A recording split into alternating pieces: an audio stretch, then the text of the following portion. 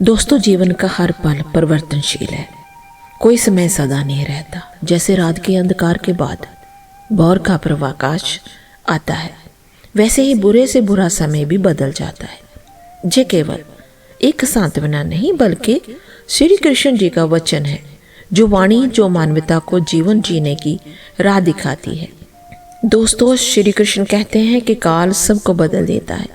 न सुख स्थायी है न दुख। कर्म पर ध्यान लगाना ही पुरुषार्थ है। मनुष्य जब बुरे समय से गुजरता है तो लोग लगता है कि ये कष्ट कभी समाप्त नहीं होगा, लेकिन इतिहास गवाह है। रावण का अहंकार टूटा, कंस का अत्याचार खत्म हुआ, दुर्योधन की सत्ता ढह गई। जानी बुरा समय चाहे कितना भी बड़ा क्यों ना हो, वह ठीक नहीं सकता। श्री कृष्ण गीता में बताते हैं कि हे मानव, दुख का मूल कारण तुम्हारा मन है। जब मन आसक्त में बंधता है, अपेक्षाओं से जुड़ता है तो दुख आता है।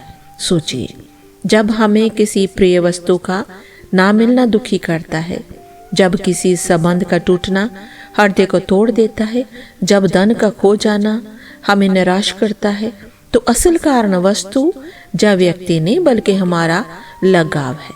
श्री कृष्ण कहते हैं कि जो आसक्त छोड़, लेकिन उसका अर्थ यह नहीं कि हम जीवन छोड़ दें, बल्कि इसका अर्थ है कि अपने कर्तव्य को करते हुए मन को स्थिर रखें, क्योंकि बुरा समय केवल हमें एक बात सिखाता है, सहनशीलता और विश्वास। जब गोकुल में संकट आया, इंद्रदेव ने वर्षा शुरू कर दी, लोग भयभीत हो गए। तब एक नए कृष्ण ने अपनी छोटी अंगुली पर गोवर्धन पर्वत उठाकर सबको आश्चर्यचकित कर दिया। उस समय लोगों ने समझा, जिस पर विश्वास करो वही रक्षक बन जाता है।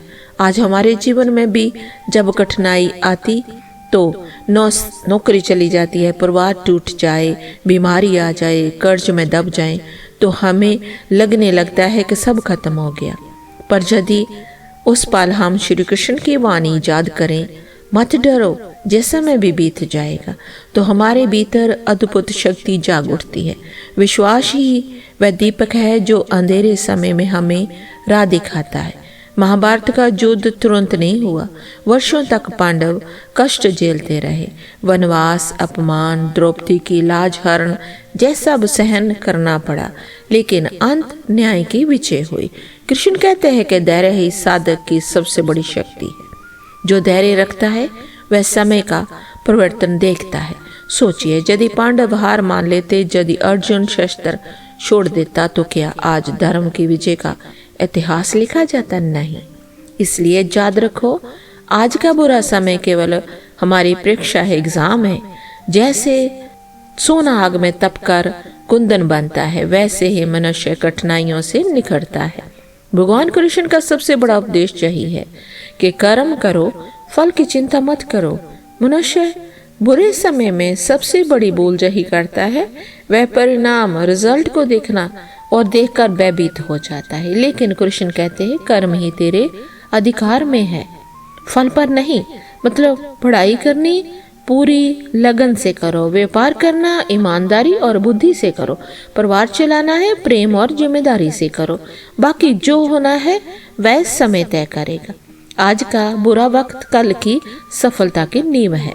प्रकृति का नियम है, हर ऋतु बदलती है। गर्मी के बाद वर्षा, वर्षा के बाद शीत ऋतु। इसी प्रकार जीवन की ऋतु जो होती है वो उसी तरह होती है। आज यदि दुख की ठंडी हवा चल रही है तो कल सुख की धूप अवश्य खिलेगी। कृष्ण कहते हैं कि जो जन्मा है उसका अंत होगा और जो समाप्त हुआ है उसका पुनर्जन्म होगा। फिर क्यों शोक करें उस पर जो पल भर के लिए है। जय वचन हमें सिखाता है, कोई स्थिति स्थायी नहीं है, इसलिए बुरा समय चाहे कितना भी कठिन क्यों ना हो बदल जाएगा। आज जब युवा बेरोजगारी से जूझ रहे हैं, परिवार आर्थिक तंगी से टूट रहे हैं, बीमारियां बढ़ रही है, रिश्तों में कड़वाहट आ रही है, तो हमें यही वाणी सुननी चाहिए, मत डरो, जैसा में भी बीत जाएगा। यदि हम धैर्य, विश्वास और कर्म पर डटे रहे तो कोई भी स्थिति हमें रोक नहीं सकती।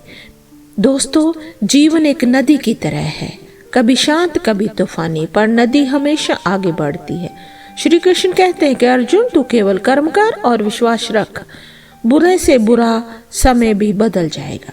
जैसे अंधकार के बाद सूर्योदय निश्चित है, वैसे ही दुख के बाद सुख निश्चित है।